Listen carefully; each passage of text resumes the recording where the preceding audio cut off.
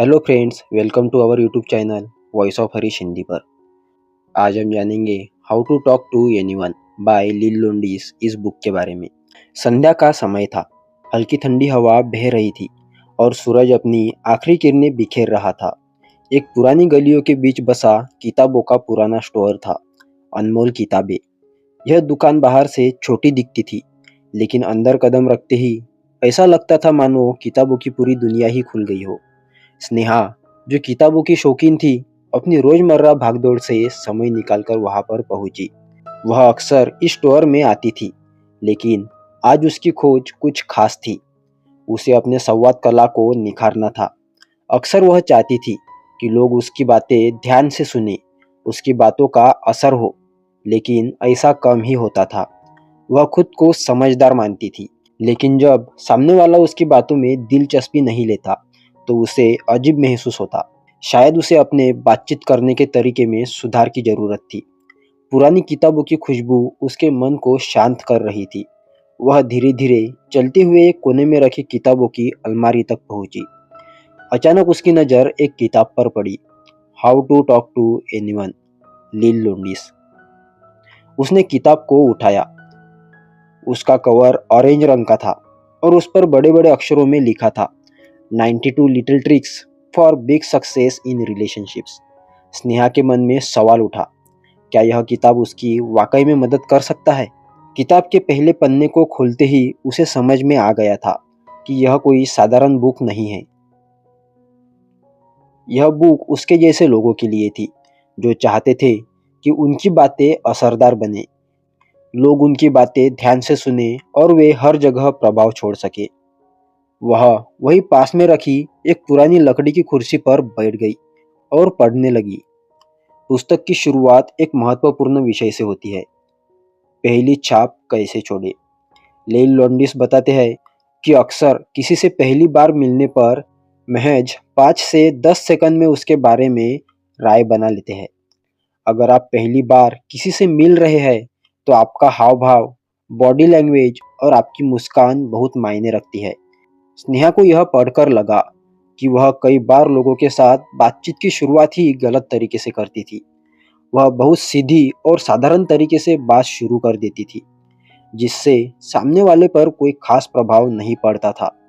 लेकिन किताब के अनुसार पहली छाप प्रभावशाली होनी चाहिए। लील लोंडिस की पहली ट्रिक थी द फ्लूडिंग स्माइल। इस ट्रिक के अनुसार जब भी आप किसी से मिले, तुरंत मुस्कुराने के बजाय हल्की देर से मुस्कुराए, लेकिन वह मुस्कान पूरे चेहरे पर आनी चाहिए। यह आपके आत्मविश्वास और गर्मजोशी को दर्शाती है। स्नेहा ने किताब पढ़ते पढ़ते खुद से वादा किया, अब से जब भी मैं किसी से मिलूंगी, तो हल्की देर से मुस्कुराऊंगी और उसे महसूस कराऊंगी कि मैं उससे मिलकर वाकई में खुश हूँ। अगला सबक स्टिकी आइज था। किताब बताती है, जब आप किसी से बात करें, तो उनकी आंखों में आत्मविश्वास के साथ देखें।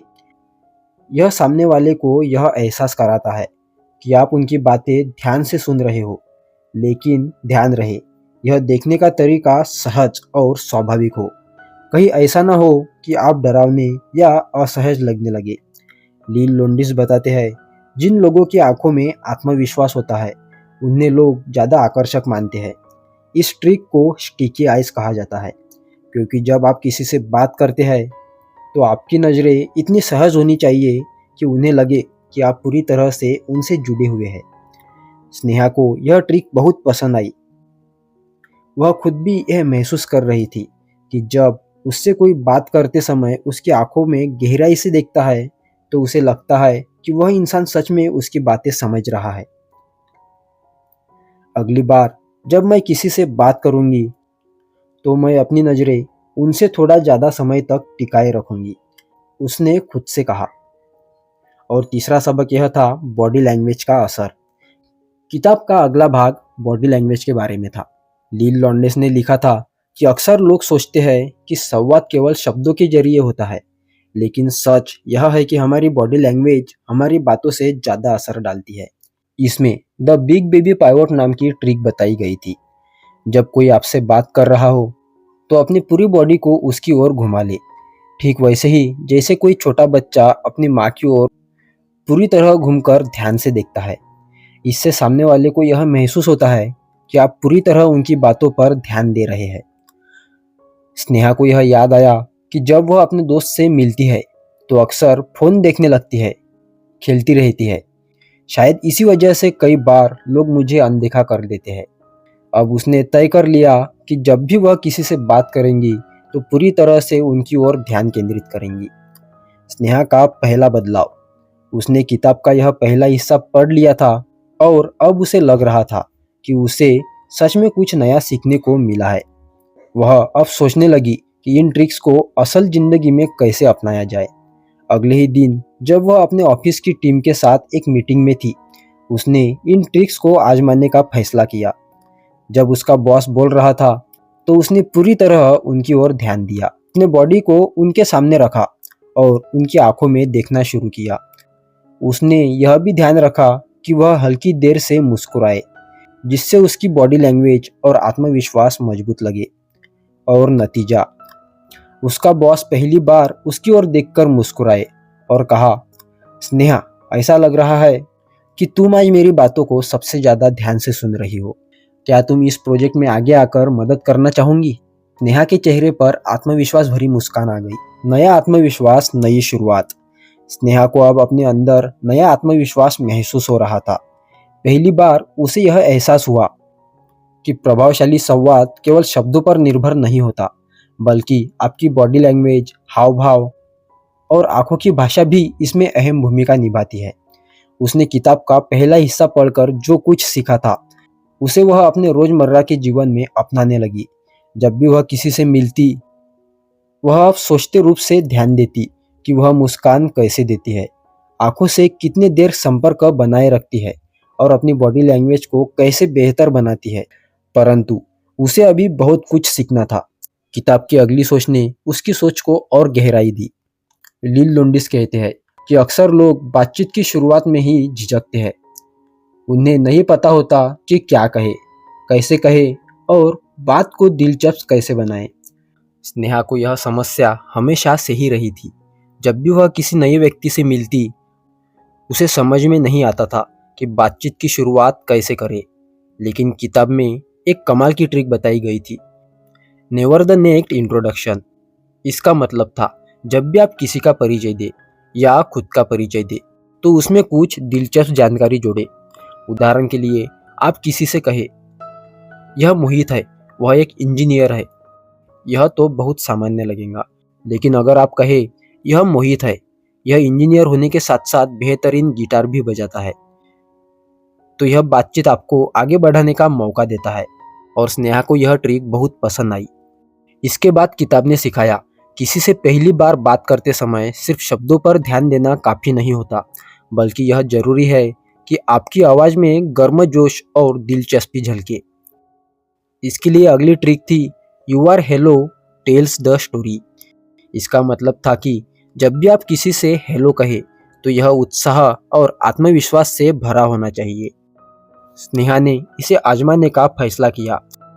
अगली सुबह जब ऑफिस पहुंची तो उसने अपने साथी रोहन से सामान्य तरीके से नहीं, बल्कि एक गर्मजोश भरी मुस्कान और आत्मविश्वास भरे स्वर में कहा, गुड मॉर्निंग रोहन, आज कुछ खास प्लान कर रहे हो? रोहन थोड़ा चौंक गया था, क्योंकि आमतौर पर स्नेहा की गुड मॉर्निंग सिर्फ एक औपचारिकता होती थी। लेकिन आज उसकी आवाज में जो आत्मविश्वास था वह अलग था।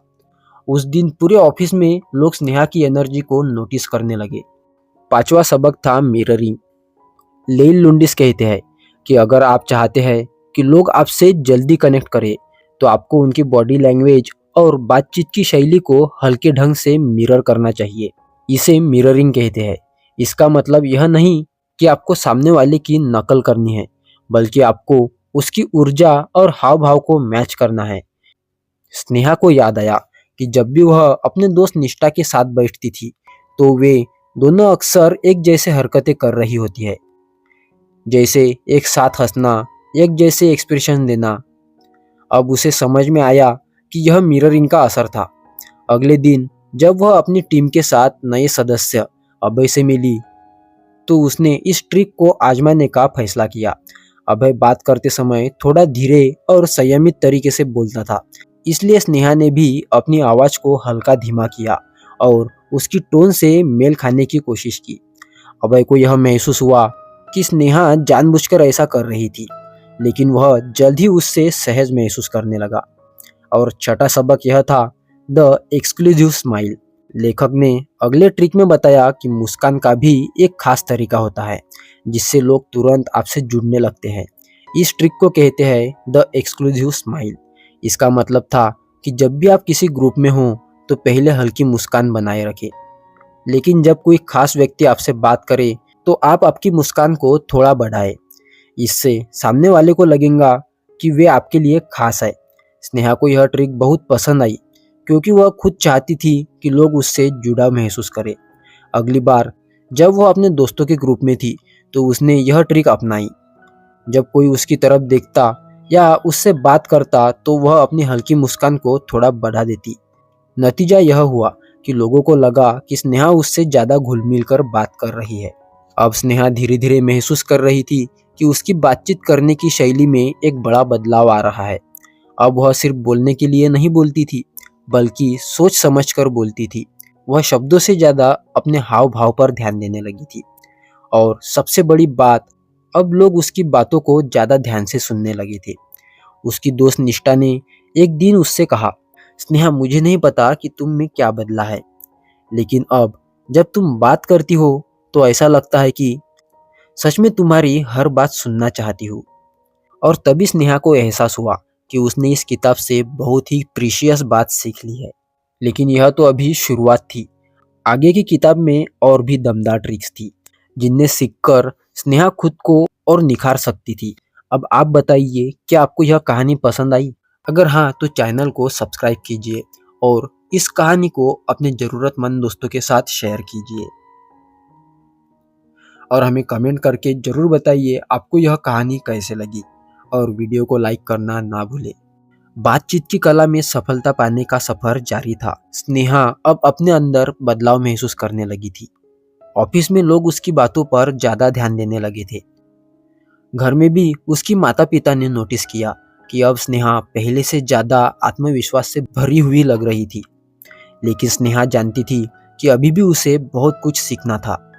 How to talk to anyone कि यह किताब उसके लिए सिर्फ एक साधारण गाइड नहीं थी, बल्कि यह उसकी सोच और व्यक्तित्व को नया आकार दे रही थी। किताब के अगले हिस्से में कुछ ऐसी तकनीकें थी जिन्हें अपनाकर कोई भी किसी से भी बातचीत में प्रभाव बना सकता था। स्नेहा ने इन नई तकनीकों को भी अपने जीवन में लागू करने का फैसला किया। लेखक कहते हैं कि अगर आप चाहते हैं कि लोग आपसे तुरंत प्रभावित हो तो एक साधारण मुस्कान से काम नहीं चलेगा, आपको फ्लडिंग स्माइल का उपयोग करना होगा। इसका मतलब यह था कि जब भी आप किसी से मिले तो तुरंत मुस्कान ना दें। पहले कुछ सेकंड के लिए सामने वाले को ध्यान से देखें, फिर धीरे धीरे एक बड़ी और गर्मजोशी भरी मुस्कान दें। इससे क्या होता है, सामने वाले को लगता है कि यह मुस्कान खास तौर पर उनके लिए थी। यह एक बनावटी मुस्कान के बजाय प्राकृतिक और आत्मीयता से भरी लगती थी। इससे मानने वाला खुद को खास महसूस करता था। स्नेहा को यह ट्रिक बहुत पसंद आई। अगली बार जब वह अपने बॉस से मिली तो उसने तुरंत मुस्कुराने के बजाय पहले कुछ सेकंड के लिए उनकी तरफ ध्यान से देखा और फिर एक गहरी और गर्मजोशी भरी मुस्कान दी। बॉस ने भी अब उसकी तरफ मुस्कुरा दिए और बातचीत ज्यादा सहज हो गई। अब स्नेहा समझ गई थी कि छोटी छोटी बातों से ही किसी की बातचीत करने की शैली को असाधारण बना सकते हैं। और अगला सबक यह था कि स्टिकी आइज।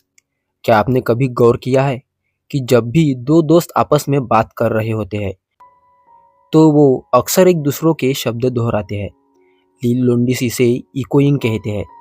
इसका मतलब यह था कि जब आप किसी से बात करें तो बीच बीच में उनके द्वारा बोले गए महत्वपूर्ण शब्दों को दोहराए।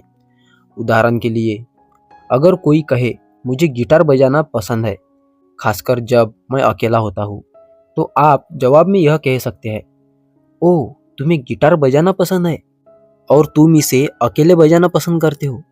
इससे सामने वाले को लगेगा कि आप सच में उनकी बातों को ध्यान से सुन रहे हो और उनसे जुड़ रहे हैं। स्नेहा ने इस ट्रिक को अपने एक सहकर्मी के साथ आजमाया, जो अपने नए प्रोजेक्ट को लेकर बहुत उत्साहित था। जब उसने कहा, यह नया प्रोजेक्ट बहुत रोमांचक है, इसमें बहुत सारी नई चुनौतियां हैं। स्नेहा ने जवाब दिया, ओह, यह प्रोजेक्ट रोमांचक है और इसमें नई चुनौतियां हैं, तो यह दिलचस्प है। सहकर्मी तुरंत खुलकर बात करने लगा। स्नेहा को महसूस हुआ यह ट्रिक कितनी कारगर थी। स्नेहा का आत्मविश्वास अब पहले से ज़्यादा मजबूत था। अब जब वह किसी से बात करती तो लोग उसकी बातें ध्यान से सुनते थे।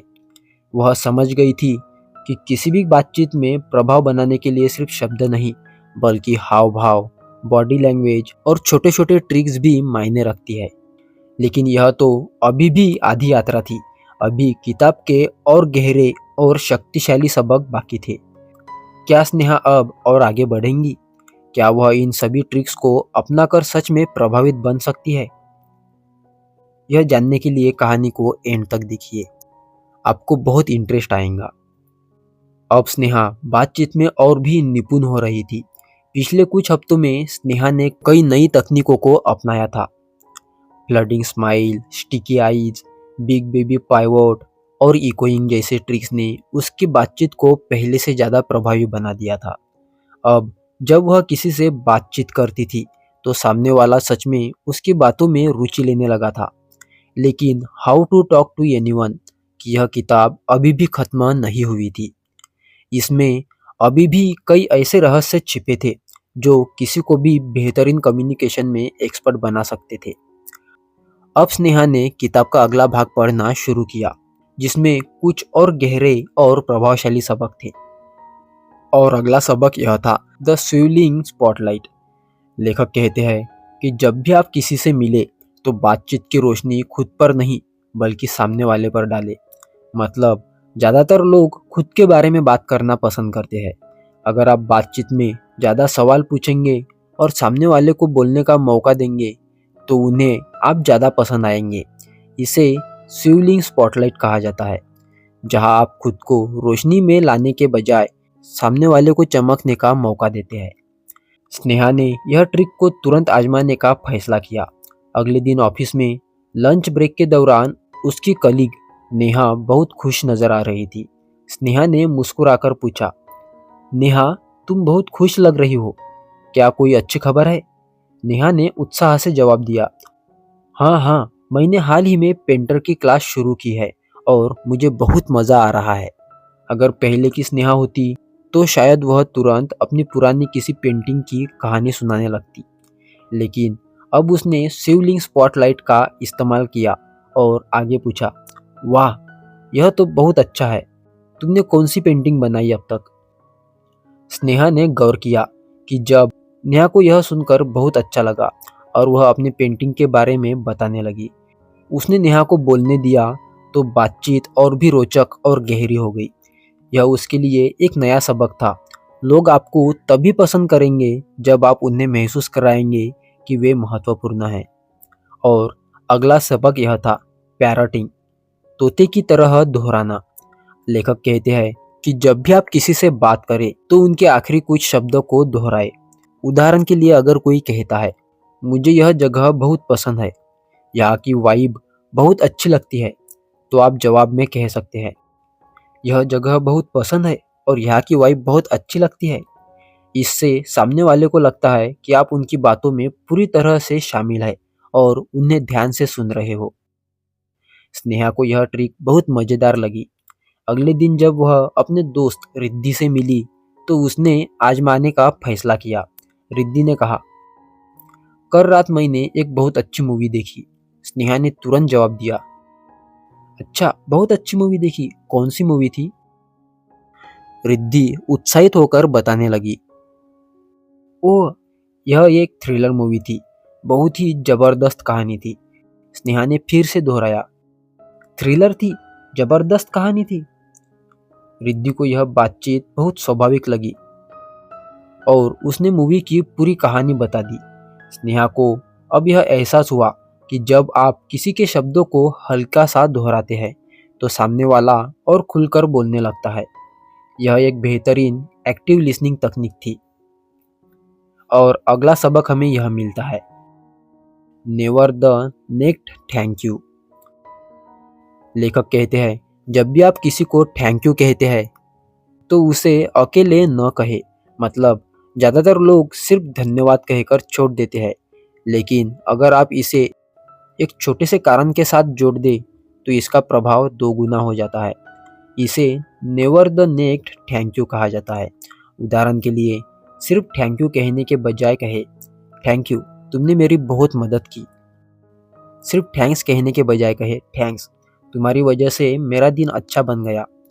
स्नेहा को यह बहुत सिंपल लेकिन प्रभावशाली ट्रिक लगी। अगले दिन उसकी सहेली नेहा ने उसके लिए कॉफ़ी मंगवाई तो स्नेहा ने कहा, थैंक यू, तुमने सच में मेरा मूड अच्छा कर दिया। नेहा ने मुस्कुराकर कहा, ओह, यह सुनकर अच्छा लगा। स्नेहा को महसूस हुआ कि यह छोटी सी बात थी, लेकिन इसका असर बहुत बड़ा था। अब उसने यह आदत बना ली, हर बार थैंक यू बोलते वक्त एक छोटी सी लेकिन भावनात्मक लाइन जोड़ने की। और अगला सबक यह था, द एक्सक्लूसिव स्माइल। स्नेहा की अंतिम परीक्षा, क्या वह सच में हाउ टू टॉक एनीवन सीख पाई? अब तक स्नेहा ने कई जबरदस्त तकनीकें सीख ली थी, जैसे कि फूडिंग स्माइल से उसने अपनी पहली छाप को दमदार बनाया। स्टिकी आइज से उसने लोगों से गहरे कनेक्शन बनाए। सिवलिंग स्पॉटलाइट से उसने बातचीत को प्रभावशाली बनाया। पैरोटिंग से उसने लोगों को महसूस कराया कि वह उनकी बातें सच में सुन रही है। Never the next thank you से उसने लोगों को बेहतर महसूस कराया। अब उसे लगने लगा था कि वह किसी से भी प्रभावी बातचीत कर सकती है। लेकिन क्या सच में ऐसा था? अभी तक उसने सिर्फ छोटी छोटी बात ही की थी, लेकिन असली परीक्षा अभी भी बाकी थी, एक महत्वपूर्ण इंटरव्यू। स्नेहा को एक बहुत ही बड़ा अवसर मिला। स्नेहा एक बड़े मार्केटिंग फर्म में जॉब इंटरव्यू के लिए चुनी गई थी। अब यह उसके सपनों की नौकरी थी, लेकिन यह इंटरव्यू आसान नहीं थी। उसे यह पता चला कि वहाँ 3 बड़े इंटरव्यूअर होंगे और वे हर उम्मीदवार से बहुत गहरी बातचीत करेंगे। अगर वह अपनी कम्युनिकेशन स्किल्स का सही इस्तेमाल नहीं कर पाई तो यह मौका हाथ से चला जाएगा। क्या उसने अब तक सीखी हुई बातें इस इंटरव्यू में लागू कर पाई? क्या वह इंटरव्यूअर को प्रभावित कर पाई? आइए देखते हैं। इंटरव्यू वाले दिन जब स्नेहा ऑफिस पहुंची तो वहाँ कई और उम्मीदवार भी थे। वह हर कोई नर्वस लग रहा था, लेकिन स्नेहा शांत थी। उसने किताब की पहली सीख को याद किया, body language speaks louder than words. वह सीधे बैठी, उसकी पीठ झुकी नहीं थी। उसने धीरे धीरे और आत्मविश्वास से चलना शुरू किया। उसका पहला इंप्रेशन पहले ही शानदार बन चुका था। अब उसे बस सही तरीके से बातचीत करनी थी। इंटरव्यूअर की शुरुआत पहला इंप्रेशन बना। स्नेहा जैसे ही कमरे में पहुंची, उसने फ्लूडिंग स्माइल का इस्तेमाल किया, लेकिन एक खास तरीके से। सबसे पहले उसने दरवाजे पर 1 सेकंड रुककर हल्की मुस्कान दी। फिर वह धीरे धीरे चली और इंटरव्यूअर को देखा। आखिर में उसने एक्सक्लूसिव स्माइल का इस्तेमाल किया। कुछ सेकंड रुककर फिर धीरे धीरे मुस्कुरा दी। इंटरव्यूअर तुरंत प्रभावित हो गए। अब वह बैठ चुकी थी और इंटरव्यू शुरू हुआ। पहला सवाल ये था, टेल मी अबाउट योरसेल्फ। पहला इंटरव्यूअर मुस्कुराकर बोला, स्नेहा जी, अपने बारे में कुछ बताइए। यह सवाल तो हर इंटरव्यू में पूछा जाता है, लेकिन स्नेहा ने इसे अलग तरीके से जवाब दिया। उसने द स्विवलिंग स्पॉटलाइट और बिग बेबी पाइवट को मिलाकर जवाब दिया, सर, मैं हमेशा से एक कम्युनिकेशन में रुचि रखने वाली इंसान रही हूँ, लेकिन मुझे यह समझ में आया कि असली कम्युनिकेशन सिर्फ बोलने में नहीं बल्कि सुनने में भी होता है। इंटरव्यूअर तुरंत ध्यान देने लगे। फिर उसने बताया, मैंने हाल ही में कई नई तकनीकों को अपनाया है जिससे मैं बातचीत को और प्रभावी बना सकती हूँ, और मुझे लगता है कि जॉब में यह सबसे ज़रूरी चीज़ है, क्लाइंट्स को सही तरीके से समझना और उनसे कनेक्ट होना। इंटरव्यूअर एक दूसरे को देखने लगे। वे स्नेहा के जवाब से प्रभावित लग रहे थे और तभी दूसरा सवाल यह आया, Why do you want to this job? दूसरा इंटरव्यूअर बोला, स्नेहा जी, इस जॉब को पाने के लिए सबसे बड़ी वजह क्या है? स्नेहा को पता था यह ज्यादातर लोग कहते हैं क्योंकि मुझे इस कंपनी में काम करना पसंद होगा, लेकिन यह बहुत आम जवाब था। स्नेहा ने इकोइंग तकनीक का इस्तेमाल किया। सबसे पहले इंटरव्यूअर के शब्दों को दोहराया, क्योंकि यह जॉब पाने की सबसे बड़ी वजह यह है कि मुझे लगता है मैं यहाँ जो भी सीखूंगी वह सिर्फ मेरे लिए नहीं बल्कि इस कंपनी के लिए भी फायदेमंद होगा।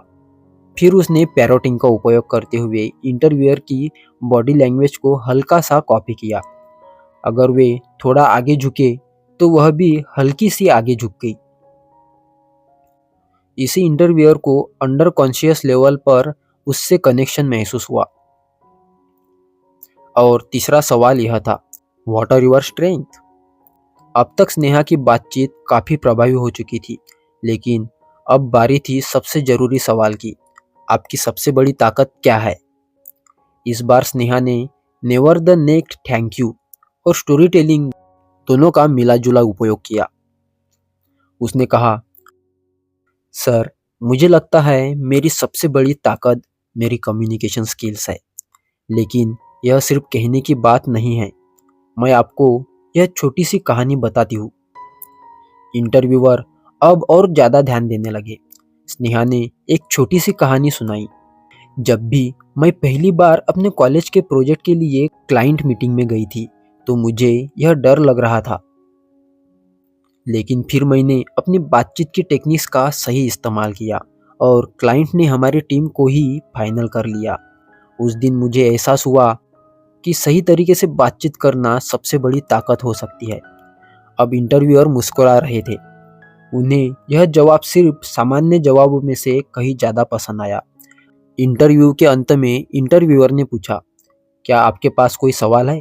अधिकतर लोग यहाँ नहीं कह देते हैं, लेकिन स्नेहा ने द शिवलिंग स्पॉटलाइट का इस्तेमाल किया और उल्टा सवाल पूछा, अगर आपको मेरी जगह यह जॉब मिलती तो आप क्या चीज़ सबसे पहले सीखने की कोशिश करते? इंटरव्यूअर यह सवाल सुनकर हंस पड़े और बोले, वाह, यह एक अच्छा सवाल है। उन्होंने खुशी खुशी इसका जवाब दिया। इससे स्नेहा ने इंटरव्यू के आखिरी पल में भी एक गहरी छाप छोड़ दी। सो दोस्तों, क्या स्नेहा को यह जॉब मिली? ठीक है, मैं ही बता देता हूँ। इंटरव्यू के 2 दिन बाद उसे कॉल आई, स्नेहा बधाई हो, आपको यह जॉब मिल गई है। स्नेहा खुशी से उछल पड़ी। अब उसे यकीन हो चुका था how to talk to anyone की तकनीकें सच में काम करती है। अंतिम सीख, आप भी यह सीख सकते हैं कि अगर आप भी किसी कम्युनिकेशन स्किल्स में निपुण बनना चाहते हैं तो हमेशा ध्यान दें कि लोग कैसे बातचीत करते हैं। छोटी छोटी तकनीक का इस्तेमाल करें। बातचीत को एक आर्ट की तरह समझें।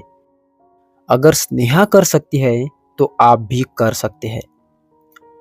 सो दोस्तों, आपको ये कहानी कैसे लगी हमें कमेंट सेक्शन में ज़रूर बताइए, और कहानी सच में पसंद आई हो वीडियो को लाइक कीजिए, अपने ज़रूरतमंद दोस्तों के साथ शेयर कीजिए और चैनल को ज़रूर सब्सक्राइब कीजिए ताकि ऐसे ही वीडियोज़ आपको सबसे पहले देखने को मिले। मिलते हैं अगली वीडियो में, तब तक के लिए कीप ग्रोइंग।